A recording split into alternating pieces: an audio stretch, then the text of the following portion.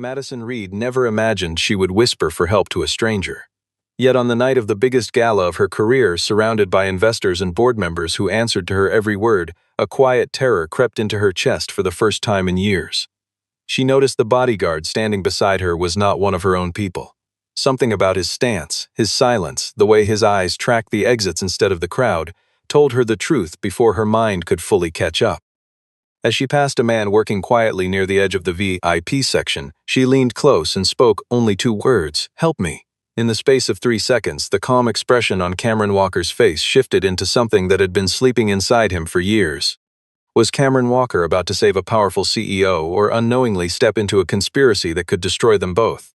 At 34 years old, Madison Reed had built a reputation few executives in the technology industry could match. She ran her company with a blend of precision and instinct, the kind that made boardrooms fall silent the moment she began to speak. For nearly 2 years, she had been steering toward a merger so large it would reshape the entire industry, a deal analysts were already calling the most significant of the decade. Every clause of the contract had been negotiated personally, every detail checked and rechecked, because she trusted almost no one with something this important. The signing gala was meant to be a celebration, a public unveiling of years of relentless work, and investors from across the country had been flown in for the occasion. The company's board had assured her again and again that everything was finally in place. None of them knew how close the entire empire actually was to collapsing from within. In the weeks leading up to the gala, the company's stock had climbed in steadily, fueled by leaked rumors of the merger and a wave of confidence from Wall Street. Board members who once questioned every decision now praised her publicly, eager to be associated with what they assumed would be a historic win. Madison accepted the praise carefully, never fully trusting applause that arrived too easily. Among the loudest voices supporting her was Ryan Mercer, the company's chief financial officer, a man she had worked beside for nearly a decade. Ryan smiled in every meeting, nodded at every proposal, and offered reassurance whenever anxiety crept into the room. Behind that practiced warmth, however, he had spent months quietly building something Madison could not yet see. Every figure he presented to the board had been shaped, just slightly, to serve a purpose only he understood. It began with small inconsistencies that anyone else might have dismissed. A handful of internal documents related to the merger's financial structure went missing from the shared servers, blamed on a routine technical glitch. A set of meeting notes from a private session with overseas investors could not be located when legal counsel asked for them. Madison noticed the gaps but reasoned that any company moving at this speed would experience friction somewhere along the way. She had survived hostile takeovers before, weathered lawsuits, and outlasted 2 recessions, so a few misplaced files barely registered as a concern. What she could not yet see was the pattern forming underneath those small failures, each one a piece of a larger structure being built without her knowledge. Ryan made certain that every irregularity pointed away from himself and towards systems too complicated for anyone to question closely. 3 days before the gala, an anonymous message arrived on a private line reserved only for emergencies. The message contained no threats of violence and no demands, only a single sentence warning her to delay the signing. Madison read it twice, then deleted it, assuming it was the work of a disgruntled competitor or an activist investor trying to rattle her before the vote. She had received strange messages before, usually timed around major announcements, and none of them had ever amounted to anything real. Still, she mentioned it briefly to her head of security, who promised to look into the matter and report back within a day. No report ever came, and in the rush of final preparations, Madison let the warning slip from her mind entirely. It would not be the last time someone tried to warn her before the danger became impossible to ignore. The night of the gala arrived with the kind of polished energy reserved for milestone events, chandeliers glowing above a room filled with tailored suits and quiet ambition. Madison moved through the crowd with practiced ease, shaking hands, accepting congratulations, rehearsing the short speech she would give before the signing. Near the edge of the ballroom, she scanned her security detail out of habit, counting the familiar faces who had protected her for years. One face did not belong. He stood near the service entrance, dressed correctly, posture rigid in the right way, yet something about his eyes felt wrong, scanning the room with a purpose that had nothing to do with protecting her. Madison's pulse quickened as she realized, for the first time that night, that the danger she had dismissed might have already arrived inside the building. Cameron Walker had taken the night shift at the hotel for nearly 3 years, and in that time he had perfected the art of becoming invisible. As night manager, he oversaw everything from staffing schedules to emergency protocols, a role that suited a man who preferred order over attention. He avoided conflict whenever possible, deflecting arguments from difficult guests with a calm voice and a practiced smile that revealed nothing underneath. Most of his coworkers assumed his quiet confidence came from years of hospitality experience, never suspecting it had been forged somewhere far more dangerous. Cameron liked it that way, because the life he had left behind was not one he wanted anyone to ask about. He had built a small, steady world for himself and his daughter, and he intended to keep it that way, no matter what walked through the lobby doors. The gala filling his hotel that evening was larger than most events the building hosted, with security teams from multiple companies moving through hallways that were usually reserved for staff. Cameron noticed details most people overlooked, a habit he had never managed to switch off completely. A van parked too long near the loading dock without unloading anything. Two men near the kitchen entrance who never touched their drinks and never stopped watching the main floor. A woman near the elevators adjusting an earpiece that did not match standard event communication gear. None of it was conclusive on its own, but together the pieces formed a shape Cameron recognized instantly, the shape of a setup designed to look like nothing at all. Madison felt the unfamiliar guard's eyes on her long before she understood why it frightened her. When she excused herself toward the restrooms near the VIP lounge, he followed at a distance just close enough to control her movement without seeming obvious. Near the corridor leading away from the main floor, another man stepped into her path, smiling the kind of smile meant to look like simple courtesy. He suggested, in a tone too firm for a stranger, that she should step outside for fresh air before her speech. Madison's instincts, sharpened by years of negotiating with people who hid intentions behind pleasant words, told her this was not an invitation she could refuse politely. As she turned to find an excuse, her eyes landed on a hotel employee standing near a service cart, someone whose calm presence felt different from everyone else around her. Without fully deciding to do it, she walked toward him and let two words slip from her lips. Quiet enough that only he could hear. Cameron heard those two words the way a soldier hears a flare in the dark, a signal that bypassed thought and went straight into instinct. Years of training he had tried to bury rose to the surface in an instant, sharpening his vision, slowing his breathing, narrowing his focus onto everything around Madison Reed. He recognized the posture of the man trailing her, the kind of stillness that came from discipline rather than nerves, the mark of someone trained for far more than standing guard. In the time it took most people to finish a sentence, Cameron had already mapped 3 possible escape routes through the building. He understood, with absolute certainty, that walking away from this moment was no longer an option his conscience would allow. The life he had worked so hard to keep simple was about to collide with the one he thought he had left behind for good. He stepped toward Madison, offered a polite, practiced smile to anyone watching, and quietly told her to follow him as if she were simply being shown to another room. Within seconds, Cameron had assessed the scene with the precision of someone who had once been trained to read a room full of threats before they fully formed. He noted that the man trailing Madison kept one hand near his jacket in a position meant to look relaxed but ready. He clocked the second man blocking the corridor as muscle without finesse, someone meant to intimidate rather than execute anything delicate.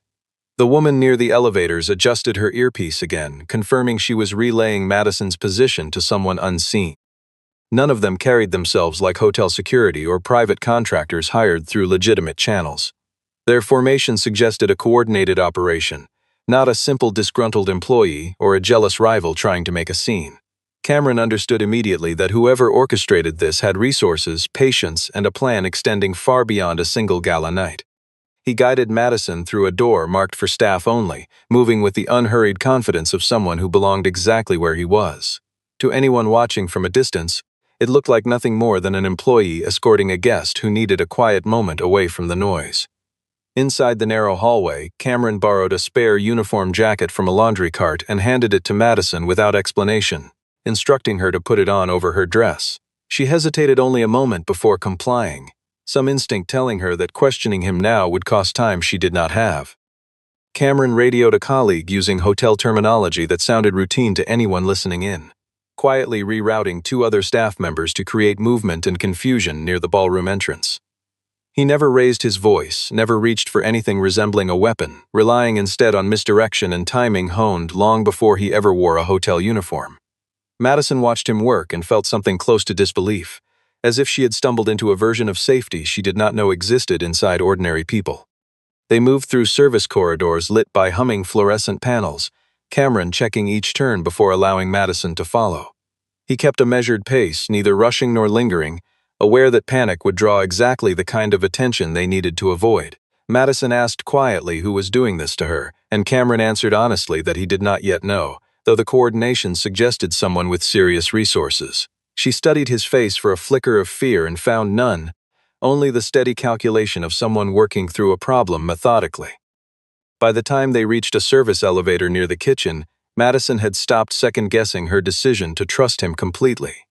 Cameron pressed the call button, glanced once more down the corridor behind them, and allowed himself a small breath of relief that quickly proved premature. Back in the ballroom, the man assigned to watch Madison realized, with a cold jolt of alarm, that his target had vanished without a trace. Connor Hayes received the news through a single curt message relayed from his earpiece, and his jaw tightened at the implication behind it. A former mercenary with experience spanning multiple conflicts and private contracts most people never heard about, Connor did not tolerate failure quietly. He ordered every exit sealed immediately, instructing his team to treat the hotel as a contained perimeter rather than an open building. Within minutes, men positioned near the main entrance, the parking structure, and the loading dock began tightening their formation, watching faces with renewed intensity. Connor moved through the crowd himself, scanning for any sign of Madison Reed or the man who had apparently helped her disappear. He understood that whoever had intervened was not simply a lucky bystander, because no ordinary employee would have managed to vanish with a target this cleanly. Somewhere inside this building, an unknown variable had entered his carefully planned operation, and Connor intended to find out exactly who that variable was. Cameron led Madison through a maintenance corridor connecting the kitchen to the hotel's lower utility levels, a route few employees ever bothered to memorize. He explained, in clipped sentences, that the men hunting her had likely already locked down the main exits, which meant moving upward or outward through normal channels was no longer safe. Madison's heels echoed against the concrete floor until Cameron quietly suggested she remove them, and she did so without complaint, gripping them in one hand as they walked. Somewhere above them, muffled voices and footsteps suggested the search had intensified. Men moving with purpose through hallways meant only for staff. Cameron paused at a junction, listening carefully before choosing a direction, his expression unreadable to anyone who did not know what calculation looked like on his face. Madison realized, with a strange mixture of fear and clarity, that she trusted this stranger more in the last 10 minutes than she trusted most people she had known for years. Whatever this was, she understood now it had nothing to do with random chance, and everything to do with someone who wanted her gone before tonight ended.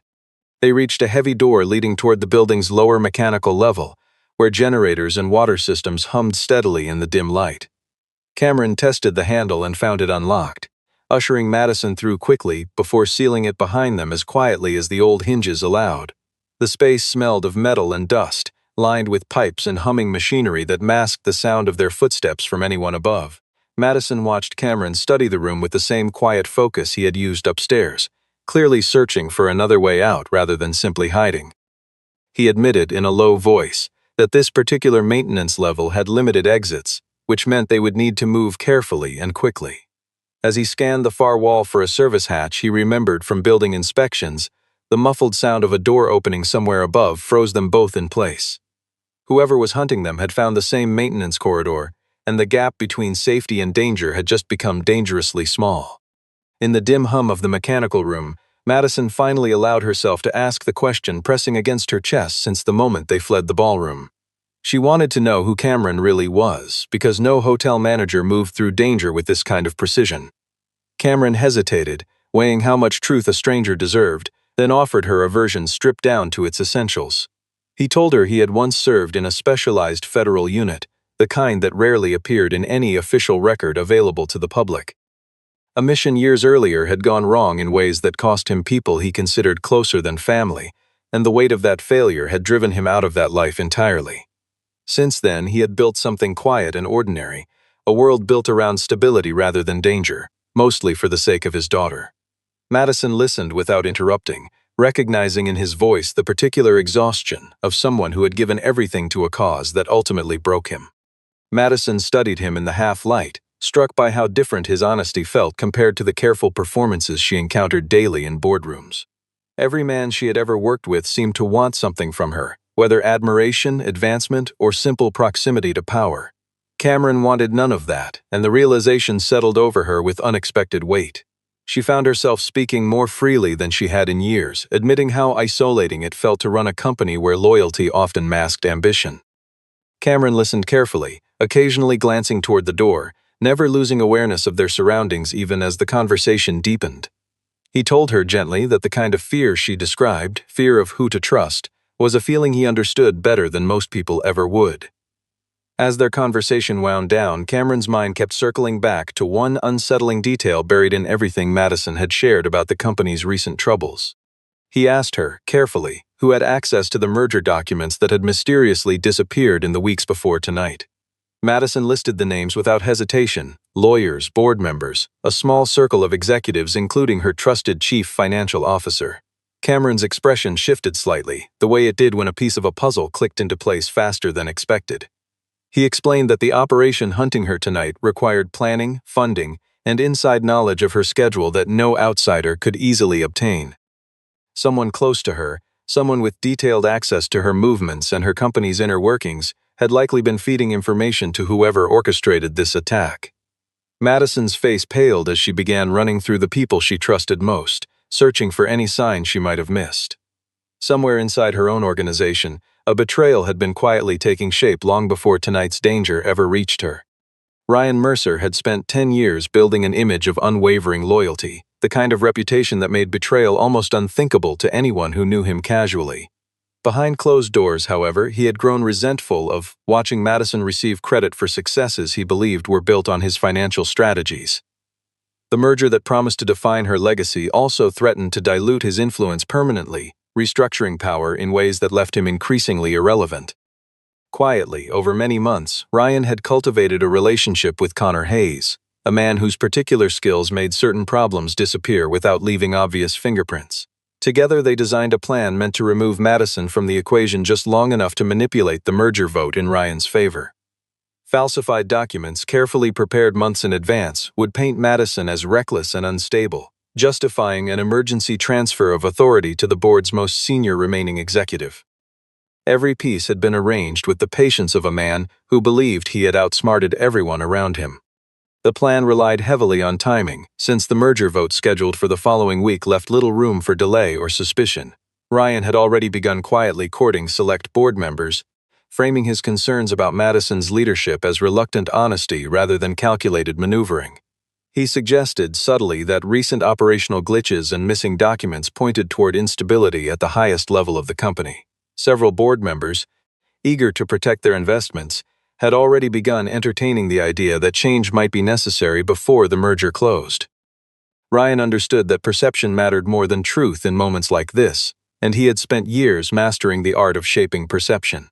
Connor's role was simple in comparison: remove Madison from public view long enough for the narrative to solidify without her interference. Neither man anticipated that the very person meant to disappear quietly would instead find an ally capable of dismantling their entire plan from the shadows.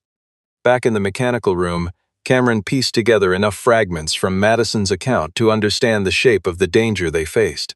He recognized patterns common to corporate sabotage operations he had encountered briefly during certain federal assignments years earlier. Falsified records, manufactured instability, a convenient absence at exactly the right moment, all pointed toward someone orchestrating a quiet coup rather than a simple robbery or random threat. Madison listened as Cameron laid out his theory, feeling a mixture of dread and clarity settle over her at once. She admitted that Ryan had seemed unusually supportive lately, a realization that now felt less like comfort and more like warning signs she had chosen to ignore. Cameron warned her that confronting Ryan directly without proof would only accelerate whatever plan was already in motion. Their priority now had to shift from simply escaping toward gathering evidence strong enough to expose the truth before the vote took place. Cameron guided Madison toward a service hatch leading to an alley behind the hotel, away from the men still searching the main floors above. They moved quickly through narrow passageways meant for deliveries, Cameron checking corners with the discipline of someone trained never to assume safety. Outside, the night air felt sharp against Madison's skin, a stark contrast to the controlled warmth of the ballroom she had left behind. Cameron flagged down a rideshare vehicle parked nearby, choosing it deliberately over calling Madison's usual driver, whose loyalty could no longer be assumed. As they slipped into the back seat, Cameron instructed the driver toward a destination several blocks from where they actually intended to go, a small precaution against anyone tracking their movement. Madison watched the hotel disappear behind them, aware that the danger she once dismissed as an annoying message had become something far more real. Somewhere behind them, Connor Hayes was already receiving updates confirming his targets had slipped past the perimeter entirely. Connor's frustration sharpened into focus as reports confirmed Madison Reed had left the building through a route his team had not anticipated. He pulled up traffic camera access through a contact embedded in city infrastructure, scanning footage for any vehicle matching descriptions near the hotel's rear exit. Within minutes, his team identified the rideshare vehicle and began tracking its movement through downtown streets with practiced efficiency. Cameron, anticipating exactly this kind of pursuit, instructed the driver to exit early, paying generously for the inconvenience without explanation. He led Madison on foot through a parking garage, weaving between vehicles before emerging on a different street entirely, breaking the visual trail Connor's team depended on. Madison struggled to keep pace, unfamiliar with movement designed purely around evasion rather than convenience, yet she refused to slow him down. Cameron's calm, methodical pace told her this was not improvisation, but a skill set built through repetition over years she could only imagine. They ducked into a quiet diner near the edge of downtown, chosen deliberately for its multiple exits and lack of obvious security cameras inside. Cameron seated Madison facing the door while he kept his own back to the wall, watching the street through reflections in the window glass. He explained quietly that predictable patterns were the easiest way to get caught, which meant their next moves needed to avoid anything resembling routine. Madison admired how naturally precaution seemed to come to him, every choice deliberate, every risk weighed before action. Outside, a dark sedan slowed briefly near the diner entrance before continuing past, and Cameron's eyes followed it until it disappeared around the corner. He admitted that whoever organized tonight's pursuit had resources extending beyond typical security contractors, hinting at deeper financial backing than a simple corporate dispute usually justified. Madison realized, with growing unease, that surviving the night required more than simply running, it required uncovering exactly who wanted her gone and why. Cameron excused himself briefly to make a call from a payphone 2 blocks away, unwilling to risk using a traceable device for what came next.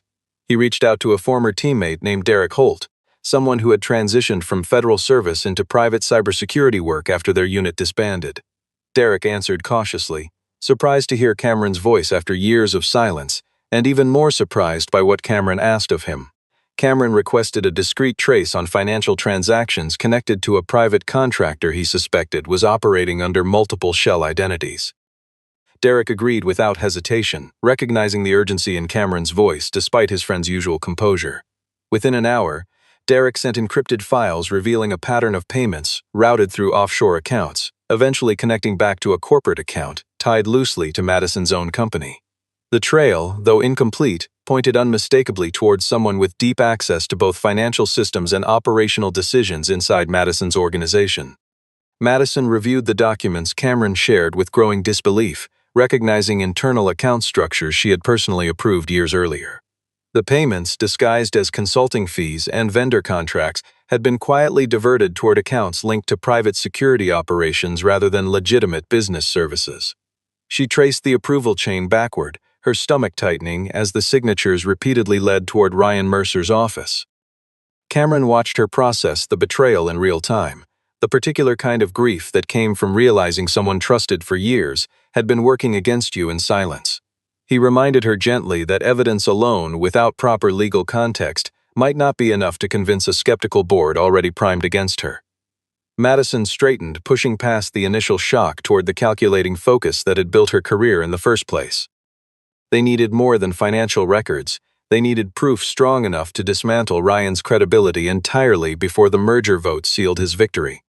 As the night deepened, Connor adjusted his strategy, recognizing that a direct chase through public streets risked drawing unwanted attention from law enforcement. He redirected his team toward known associates and patterns connected to Madison's personal life, hoping to predict where she might seek shelter. A tracking device hidden inside Madison's own phone, planted weeks earlier during a routine maintenance visit arranged by Ryan, finally pinged a location near the diner. Connor's men converged quickly, moving with the practiced silence of professionals rather than the obvious aggression of street criminals. Cameron noticed the shift in atmosphere outside the diner before Madison did, instinct flagging movement that did not belong to ordinary pedestrian traffic. He guided her calmly toward the kitchen exit, instructing the staff inside with a tone authoritative enough to avoid questions. By the time Connor's team breached the front entrance, their targets had already vanished into the maze of alleys behind the building. The chase that followed pushed Cameron's old instincts fully back into motion, every movement calculated with the precision of someone who had once trained for exactly this kind of pursuit. He led Madison through narrow passageways, doubling back twice to confuse anyone attempting to track their path visually. At one point, two of Connor's men nearly intercepted them near a loading dock, only narrowly avoided when Cameron pulled Madison behind a stack of delivery crates seconds before they passed. Madison's heart pounded violently, yet she found herself trusting his timing completely, recognizing that panic would only slow them both down. Cameron's breathing remained steady throughout, his focus entirely on reading the environment several steps ahead of where they currently stood. They eventually reached an underground parking structure, where Cameron located an older vehicle he recognized as belonging to a maintenance worker he had once helped during his time at the hotel. Without hesitation, he convinced the man to lend them the car temporarily, offering enough cash to ease any hesitation about the unusual request. Connor, increasingly aware that his team continued losing ground against an opponent who moved with unexpected discipline, requested additional support from Ryan directly. Ryan, growing anxious as the night stretched longer than planned, pressed Connor for results, reminding him how little time remained before the merger vote. Connor assured him the situation remained contained, though privately he began questioning whether the man helping Madison read was simply lucky or something far more dangerous. He pulled facial recognition data from hotel security footage recovered earlier in the night, running it through private databases his organization maintained for situations exactly like this. The search returned a heavily redacted file, most details blacked out except for a name buried deep within old federal records. Cameron Walker. Connor stared at the screen for a long moment, recognizing immediately that this was not a man who had simply stumbled into Madison's path by accident. Cameron drove carefully through quieter streets, avoiding main roads where traffic cameras and patrol patterns made movement predictable. Madison sat beside him in silence for several minutes, processing everything that had unfolded since the moment she whispered those two words at the gala. She finally asked whether he regretted helping her, given how dramatically it had disrupted whatever quiet life he had built for himself. Cameron considered the question honestly before answering that some things mattered more than comfort, and watching someone get hurt by people she trusted was one of them. Madison studied his profile in the dim light from passing street lamps, recognizing the particular weight carried by someone who measured his choices against past failures he could never undo. She realized, with quiet certainty, that whatever Cameron had lost in his previous life had shaped him into exactly the kind of person capable of saving hers tonight. Their next move, they both understood, required exposing Ryan's betrayal before the board convened for the final vote. With Derek's continued help, Cameron began assembling a clearer picture of how deeply Ryan's scheme reached into the company's operations. Hidden communications recovered from a secondary server revealed months of correspondence between Ryan and Connor, carefully worded to avoid explicit incrimination yet unmistakable in its intent. Madison recognized several phrases referencing removing obstacles before the vote, language disturbingly casual given what she now understood it meant. Cameron cross-referenced financial records with boardroom attendance logs, confirming Ryan's private meetings with select board members had increased significantly in recent weeks. Each piece of evidence reinforced the same conclusion, a coordinated effort to destabilize Madison's leadership just long enough to seize control during a moment of perceived crisis. Madison felt a strange mixture of anger and resolve solidify inside her, replacing the fear that had dominated the earlier hours of the night. They were close to enough proof to expose everything, but Connor's renewed pursuit meant time was no longer a luxury either of them could afford. Connor, now certain of exactly who he was dealing with, shifted tactics entirely, recognizing that conventional pursuit would not work against someone with Cameron's background. He pulled together his most experienced operatives, choosing quality over numbers, understanding that brute force alone would not corner a man trained to avoid exactly that kind of confrontation. Surveillance drones, quietly deployed over key intersections near downtown, began scanning for the borrowed vehicle Cameron had taken from the parking structure. Within the hour, one drone operator flagged a match, triggering Connor to mobilize his team toward an industrial district on the outskirts of the city. Cameron, sensing the shift in pursuit intensity, recognized the telltale signs of professional tracking rather than random searching. He warned Madison that whoever hunted them had clearly identified him specifically, which meant the danger had escalated beyond a simple corporate dispute. Whatever happened next, Cameron understood, would likely require confronting Connor directly rather than continuing to evade him indefinitely. Cameron chose an abandoned warehouse complex on the edge of the industrial district, familiar terrain from earlier years spent training in similarly isolated environments. He positioned Madison inside a reinforced office structure near the back of the building, instructing her firmly to remain hidden no matter what she heard outside. Madison protested briefly, wanting to help, but Cameron explained calmly that her safety depended entirely on staying out of the confrontation that was about to unfold. He moved through the warehouse methodically, using shadows and structural cover to control the terrain before Connor's team ever arrived. When the first vehicles pulled into the lot outside, Cameron had already memorized every exit, every blind spot, every advantage the building's layout offered him. Connor emerged from his vehicle with the calm confidence of a man accustomed to controlling outcomes through force, unaware of how thoroughly Cameron had already shaped the battlefield around him. What followed was less a fight than a careful dismantling of Connor's plan, piece by piece, exactly as Cameron intended. The confrontation unfolded with brutal efficiency, Cameron neutralizing two of Connor's men before they fully understood what was happening around them. He used the warehouse's structure against them, narrow corridors limiting their numbers' advantage, low visibility disrupting their coordination entirely. Connor, recognizing quickly that his men were being systematically removed from the equation, attempted to flee deeper into the building rather than continue a fight he sensed slipping away from him. Cameron pursued with deliberate patience, never rushing, understanding that desperation often led opponents into mistakes far more damaging than any direct attack could achieve. He eventually cornered Connor near a loading bay, disarming him through a controlled sequence of movements honed across years of training Connor could never hope to match. Madison, watching cautiously from a distance despite Cameron's instructions, witnessed firsthand the cost behind the calm exterior he presented to the world. As authorities arrived to take Connor into custody following an anonymous tip Cameron arranged earlier that night, Madison understood that the danger to her life had finally ended, though the danger to her company had not. With Connor secured and unable to continue serving Ryan's interests, Madison felt a temporary wave of relief mixed with renewed urgency. Ryan remained free, unaware that his enforcer had been captured, still believing his plan to seize control during tomorrow's vote remained fully intact. Cameron warned Madison that confronting Ryan prematurely without presenting evidence publicly would only give him room to maneuver or destroy remaining proof. They spent the remaining hours before dawn organizing everything Derek had uncovered into a clear, undeniable narrative ready for presentation. Madison contacted her legal team quietly, instructing them to prepare emergency documentation without revealing the full scope of what had transpired overnight. Cameron remained close throughout, not out of obligation, but because he recognized this fight was not yet finished and refused to abandon it halfway. By morning, exhausted but resolute, Madison Reed prepared to walk into the most important boardroom meeting of her career, carrying proof capable of ending Ryan Mercer's ambitions entirely. The boardroom filled quickly that morning, members arriving with the cautious optimism of people expecting a transition of power rather than its dramatic unraveling. Ryan stood near the head of the table, composed and confident, believing Madison's absence the previous night confirmed exactly the instability he had spent months suggesting to the board. He opened the meeting smoothly, framing recent operational disruptions as evidence that leadership changes were necessary before finalizing the merger. Several board members nodded along, swayed by weeks of careful manipulation disguised as concern for the company's stability. Just as Ryan began outlining a proposal to transfer emergency authority into his own hands, the boardroom doors opened unexpectedly.